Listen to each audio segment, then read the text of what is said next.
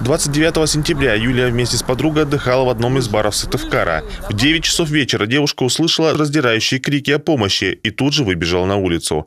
На крыльце лежал истекающий кровью мужчина. Один лежал на земле уже порезанный, там крови было много, а второго щеки кровь утекала. Ну, щеку еще удар нанес. Я попросила, чтобы их занесли туда, в кафе, потому что там грязно было, чтобы заражения не было, ничего. И осталась с ним непосредственно. Там уже дверь оккупировали, держали дверь. И получается так, он полез на меня с ножом. И пришлось защищаться, Я его, я не помню просто момента, как получилось. Я была уже в состоянии аффекта. Девушке, которая в свое время немного занималась единоборствами, в одиночку удалось повалить мужчину на землю. Около 5 минут проходила ожесточенная схватка, в которой не посмел вмешаться ни один из многочисленных посетителей бара. Там дверь держали с другой стороны, чтобы он не мог зайти. Хотя я на нем уже сидела, я уже задержала, я кричала: помогите, выйдите. Видно, страх у них сработал, у мужиков. Держали с той стороны дверь, не давали мне ни зайти, не помогли, не вышли, ничего. А так мне пришлось, считай, одну руку отпустишь, порежешь, держать за 2 руки его, чтобы не порезал ничего, потому что пытался, действия были такие, что он в шею хотел ударить. По словам девушки, лишь после того, как к месту происшествия прибыл первый патрульный экипаж, кто-то из мужчин подошел к ним. Неизвестный выбил нож из рук преступника в сторону, после чего злоумышленника задержали стражи порядка. Человек находился в состоянии алкогольного опьянения,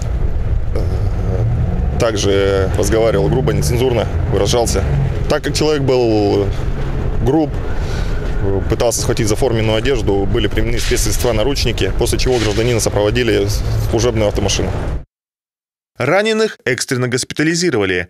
Позже молодые люди заявили, подозреваемый напал на них из-под тишка, без всякой причины. Причем первый удар ножом злоумышленник нанес потерпевшему в спину, а затем ранил его приятеля. Подозреваемый утверждал, что плохо помнит события того вечера, поскольку сильно перебрался спиртным.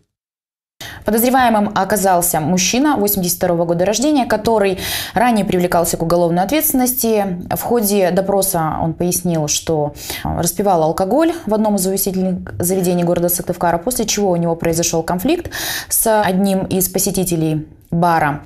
В ходе распития алкоголя у него возникло желание разобраться в данной ситуации, и после чего он подошел к потерпевшему и нанес один удар в область спины. Неизвестно, чем бы все закончилось, если бы в конфликт вовремя не вмешалась Юлия Илясова. По словам девушки, она просто не могла оставаться в стороне, в отличие от десятка других посетителей бара, которые только наблюдали, но побоялись обезвредить вооруженного преступника.